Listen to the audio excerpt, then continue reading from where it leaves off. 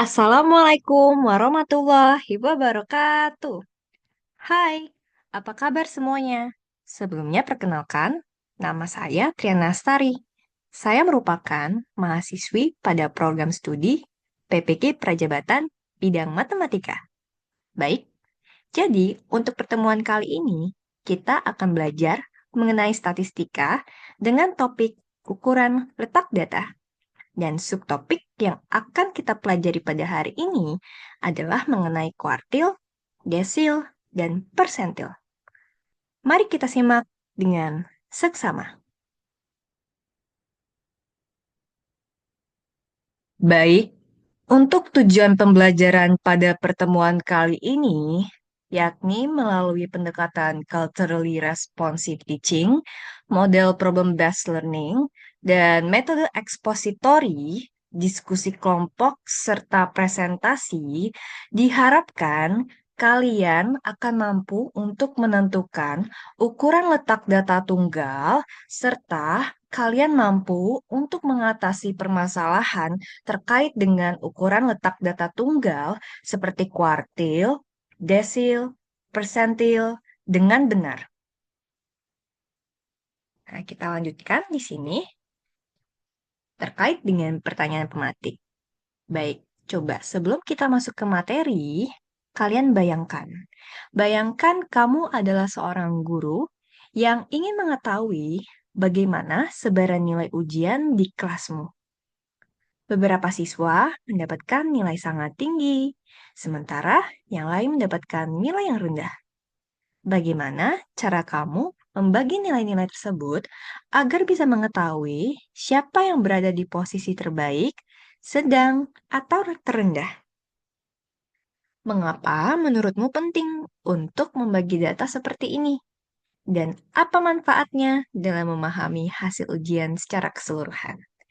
Baik, berdasarkan hal tersebut, untuk mengetahui sebaran nilai ujian, kita bisa membagi nilai menjadi beberapa kelompok. Misalnya, nilai yang paling rendah bisa dimasukkan ke dalam kelompok pertama. Nah, nilai yang sedang ke kelompok yang kedua, dan nilai yang tinggi ke kelompok ketiga. Dengan cara ini, kita bisa melihat siapa yang perlu lebih banyak bimbingan dan siapa yang sudah paham materi dengan baik. Penting untuk membagi data ini karena kita bisa lebih mudah melihat bagaimana hasil ujian kalian secara keseluruhan. Dengan begitu, kita bisa tahu apakah banyak yang masih kesulitan atau ada yang perlu tantangan lebih. Nah, seperti itu ya. Baik, kita lanjut ke permasalahannya. Di sini karena konteksnya mengenai budaya serta keseharian yang ada di lingkungan ataupun di sekitar kalian, coba kita lihat permasalahannya. Di sini, Imlek atau Tahun Baru Cina itu adalah perayaan yang dirayakan oleh masyarakat Tionghoa untuk menyambut Tahun Baru berdasarkan kalender lunar. Perayaan ini penuh dengan simbolis keberuntungan dan kebersamaan. Dengan salah satu tradisi utamanya adalah pemberian angpau. Angpau adalah amplop merah yang berisi uang yang diberikan oleh orang yang lebih tua kepada anak-anak atau saudara yang belum menikah. Kemudian, pemberian angpau itu melambangkan harapan untuk tahun yang penuh dengan keberuntungan, berkah, dan kemakmuran. Jumlah uang dalam angpau itu bervariasi, tergantung pada hubungan keluarga dan kemampuan ekonomi masing-masing keluarga. Dalam masyarakat Tionghoa, memberikan angpau juga merupakan simbol perhatian dan kasih sayang antar generasi. Pada perayaan Imlek tahun ini, sejumlah keluarga di Indonesia memberikan angpau kepada anak-anak mereka. Berikut adalah data jumlah uang angpau yang diberikan oleh 14 keluarga dalam ribu rupiah. Jadi di sini ada 70.000, ada 80.000, dan ada 75.000 dan seterusnya. Kalau kalian perhatikan, datanya masih ngacak bukan? atau belum berurutan dari yang terkecil dan terbesar. Atau dapat kita simpulkan, ini datanya belum tersusun atau masih acak. Kemudian, kita lanjutkan. Ternyata berdasarkan permasalahan tersebut, terdapat pertanyaan.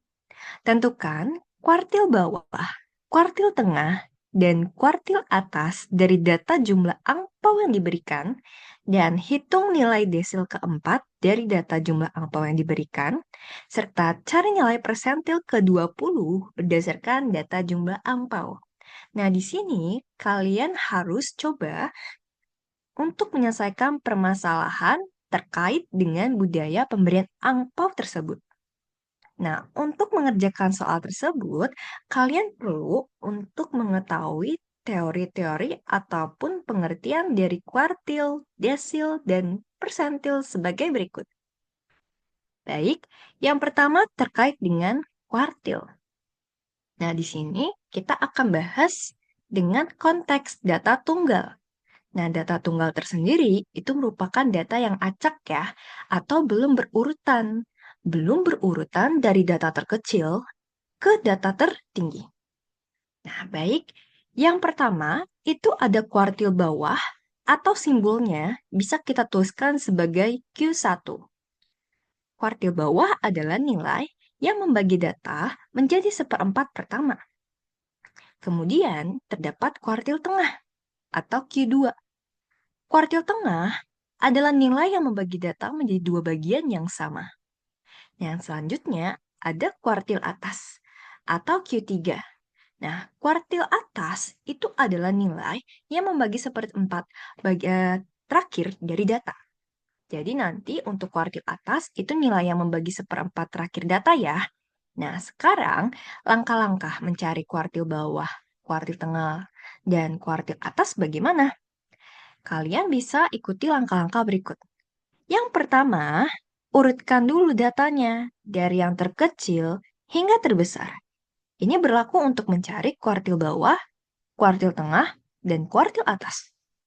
Setelah kalian urutkan datanya dari yang terkecil hingga terbesar, tentukan terlebih dahulu nilai tengah atau Q2-nya. Setelah Q2-nya dapat, baru akan mudah untuk kalian mendapatkan nilai dari Q1 dan nilai dari Q3. Setelah menemukan Q2, kalian bagi data menjadi dua bagian. Bagian kiri itu untuk Q1, yang mana data yang berada di sebelah Q2. Dan yang berikutnya, bagian kanan. Bagian kanan itu untuk Q3, yang mana data yang berada di sebelah kanan dari Q2. Baik, setelah kalian memahami terkait dengan konsep dari kuartil, perhatikan dari contoh yang pertama. Contoh yang pertama, di sini coba kalian cari untuk Q1, Q2, dan Q3. Baik, perhatikan contoh 1. Di sini, N merupakan banyaknya data. Nah, banyaknya data itu diperoleh dari mana? Kita perhatikan di sini ada X1, ada X2, ada X3, dan seterusnya sampai X4. Di mana X1 itu kita anggap sebagai data yang pertama, dan X2 kita anggap sebagai data yang kedua, hingga seterusnya sampai data ke-10. Makanya di sini nilai N-nya akan sama dengan 10.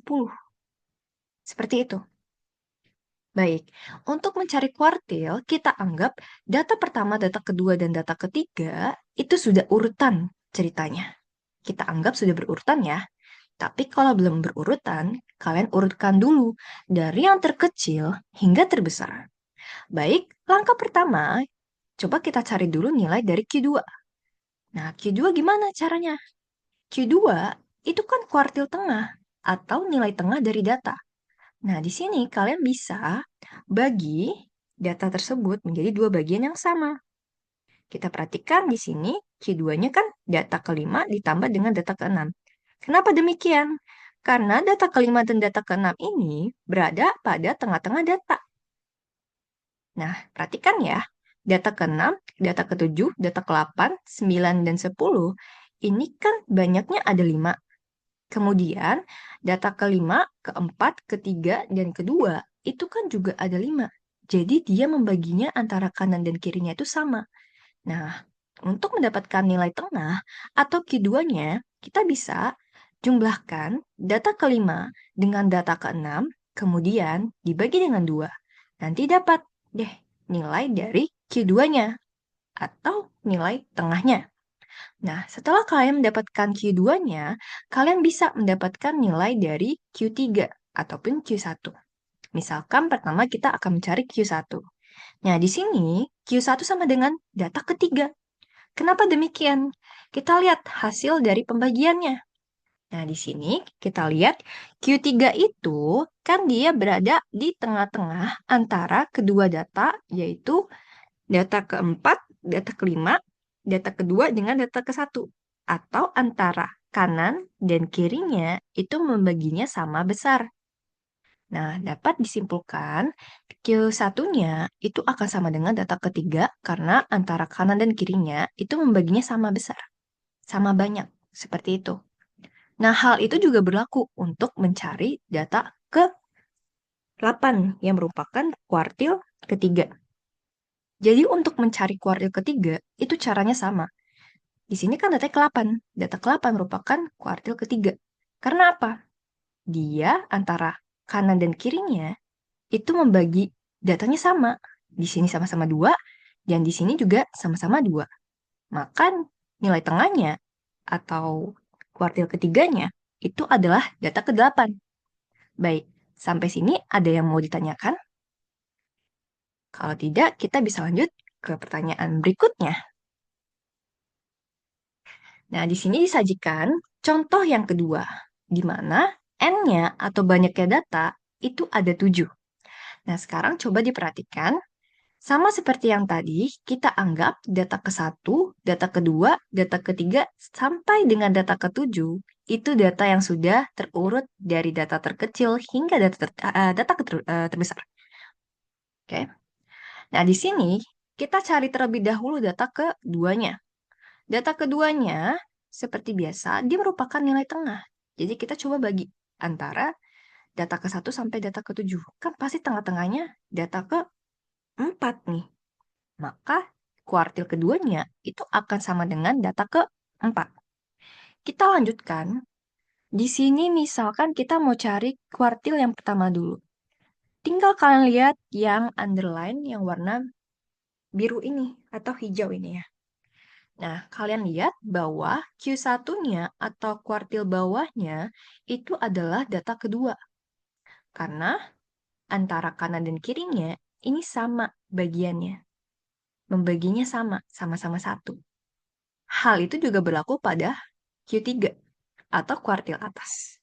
Yang mana didapatkan kuartil atasnya adalah data ke-6. Karena sama ya, antara kanan dan kiri membaginya sama, sama-sama 1 di sini. Nah, berdasarkan hal tersebut, sudah dapat kita pahami ya, bagaimana cara mencari kuartil dengan benar.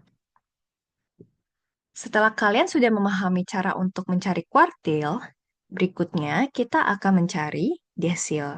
Tapi sebelum itu, coba kita baca terlebih dahulu pengertian dari desil. Desil ini membagi data menjadi 10 bagian yang sama besar. Dan untuk mencari desil, itu kurang lebih sama caranya, seperti kuartil. Langkah pertamanya, wajib kalian urutkan data dari yang terkecil hingga terbesar.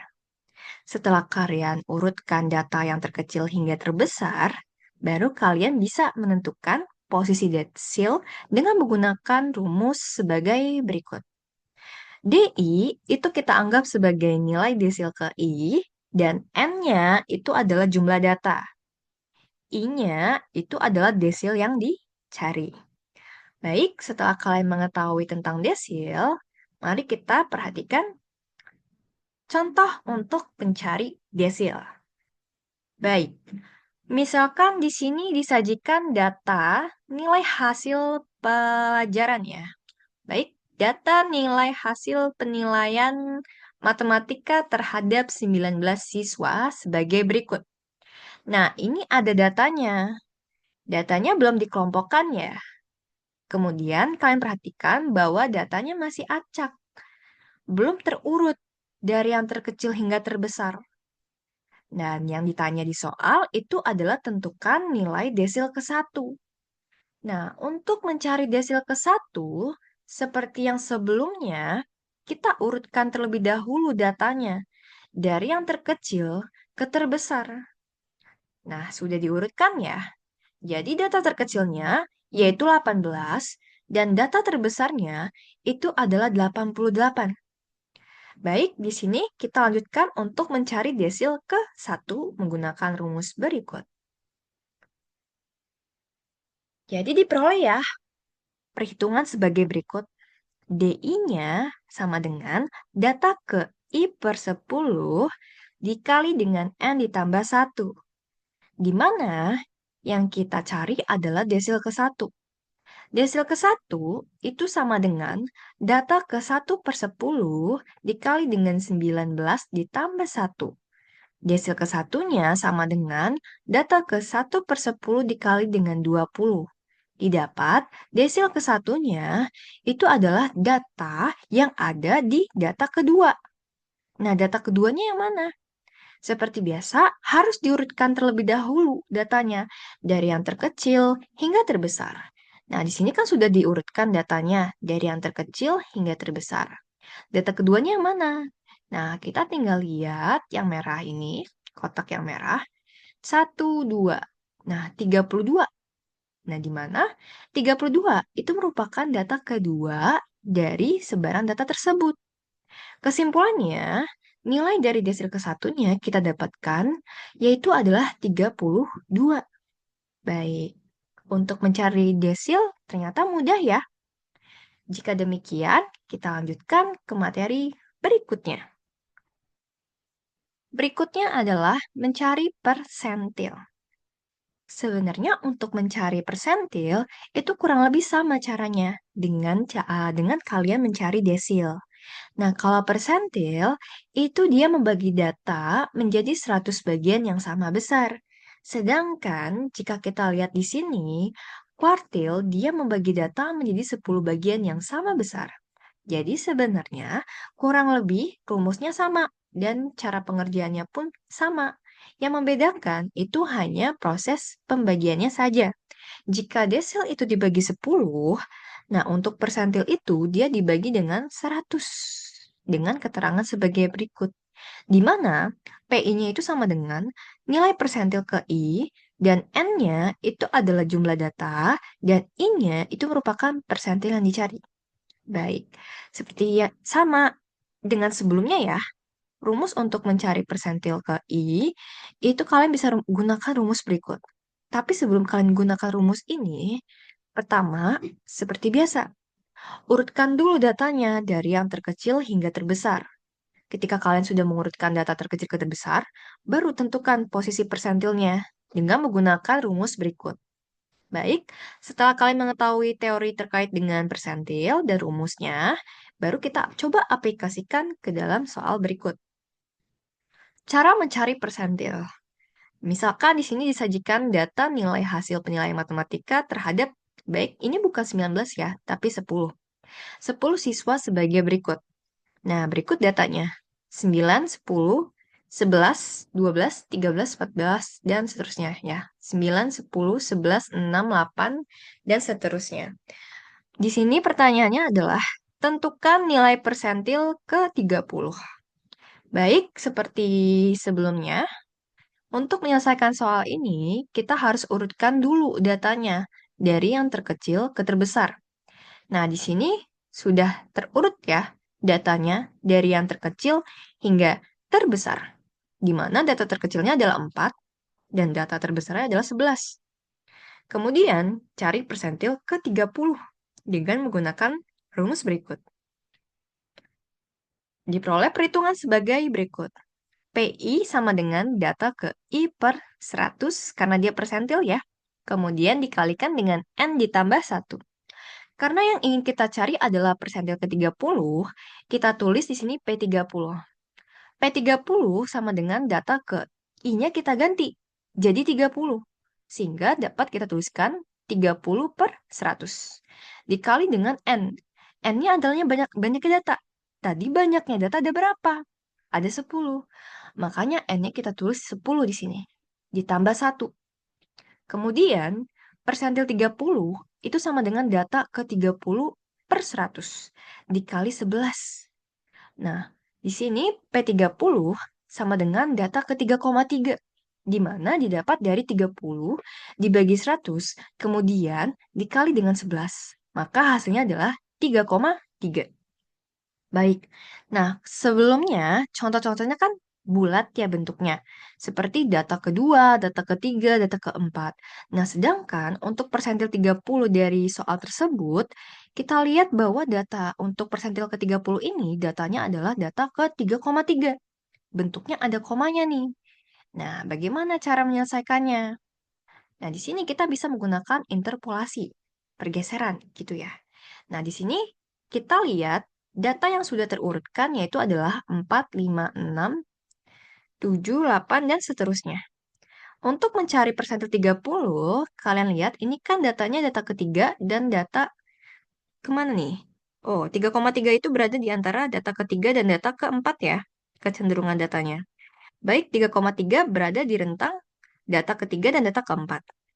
Maka dapat kita tuliskan data ketiga itu ditambah dengan 0,3. 0,3 kan didapat dari 0,3 nih. 3 ditambah 0,3. Jadi data ketiga ditambah sama 0,3. Nah, 3,3 itu berada di kecenderungan di mana? Berada di kecenderungan data keempat dan data ketiga. Nah, seperti ini ya. Jadi dapat kita tuliskan data ketiga ditambah dengan 0,3 di mana kecenderungan data atau interpolasinya itu berada di data ketiga dan data keempat. Jadi dapat kita tuliskan data keempat dikurangi dengan data ketiga. Nah, kita perhatikan P30 sama dengan data ketiga, di mana data ketiganya itu adalah 5 di sini.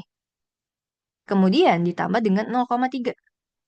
0,3 kemudian di dalam kurung dibuka lagi tuh. Data keempatnya. Data keempatnya berapa? 6. Maka 6 dikurangi dengan data ketiga. Data ketiganya berapa? 5. Jadi kita dapatkan persentil 30 itu sama dengan 5 ditambah 0,3. 5 ditambah 0,3 itu didapat dari mana? Di sini perhatikan 0,3 itu kan nanti dikalikan dengan hasil dari pengurangan 6 dikurang 5. 6 dikurang 5 berapa? 1. 1 dikali 0,3 berapa? 0,3. Jadi proses perhitungannya dahulukan dulu ya perkalian, baru penjumlahan. Dengan demikian kita dapatkan persentil 30-nya itu adalah 5,3. Dapat ya kita tarik kesimpulan nilai dari persentil ke-30 itu adalah 5,3. Baik, jadi begitu ya caranya apabila data ke-nya itu tidak bulat. Kalau datanya tidak bulat, kita bisa gunakan interpolasi. Gitu. Baik, kita lanjutkan. Jadi berdasarkan apa yang sudah kalian pelajari, dapat kesimpulannya ya. Jadi terkait dengan kuartil, desil, dan persentil, itu adalah metode statistika yang digunakan untuk menganalisis distribusi data dengan cara membagi data menjadi beberapa bagian atau kelompok berdasarkan posisi relatif dari nilai-nilai dalam data tersebut. Masing-masing memiliki tingkat pembagian yang berbeda. Jadi kalau untuk kuartil, itu dia membagi data menjadi 4 bagian sama besar dan mana menunjukkan posisi data pada 25%, 50%, dan 75%. Jadi kalau untuk 25% ini untuk kuartil yang pertama ya, atau kuartil bawah. Kemudian untuk yang 50% ini untuk nilai tengah atau kuartil tengah ya, atau bisa kita nama lainkan sebagai kuartil yang kedua, karena dia membaginya setengah. Dan yang berikutnya itu 75% atau membagi 3 per 4-nya. Nah, kalau 75% itu berarti masuknya ke kuartil atas ya, atau Q3. Kemudian untuk desil, itu membagi datanya menjadi 10 bagian yang sama besar. Dan menampilkan posisi data di setiap 10 per 100 atau 10% distribusi. Seperti yang tadi ya, jadinya 1 per 10 tuh, ya 10%. Kemudian, persentil. Nah, untuk persentil, itu membagi data menjadi 100 bagian sama besar, yang mana menunjukkan posisi data secara detail berdasarkan setiap 1%-nya atau 1/100. Baik, setelah kalian mengetahui terkait dengan kuartil, desil, dan persentil, kalian baru bisa menyelesaikan permasalahan terkait dengan budaya Imlek tadi. Nah, untuk menyelesaikan permasalahan tersebut, kalian bisa akses LKPD pada barcode berikut. Nah, untuk penyelesaiannya, kalian bisa lihat petunjuknya berdasarkan urutan yang ada di LKPD. Kemudian, diskusikan bersama kelompok kalian yang beranggotakan 4-5 anggota yang mana kalian harus berdiskusi untuk menyelesaikan soal tersebut. Kemudian, dipresentasikan di depan kelas bersama dengan anggota kalian. Nah, sampai situ ya pelajaran untuk hari ini. Nah, ini untuk permasalahannya kalian dapat akses di barcode yang tadi ya. Permasalahannya tentang Imlek. Dan setelah kalian menyimak video ini, kalian bisa untuk menjawab pertanyaan yang disajikan pada layar ini, yaitu mencari atau menentukan kuartil, desil, dan persentil. Baik, sekian yang dapat saya sampaikan. Jika ada yang ingin ditanyakan, kita akan bahas di kelas berikutnya. Terima kasih. Salam jumpa.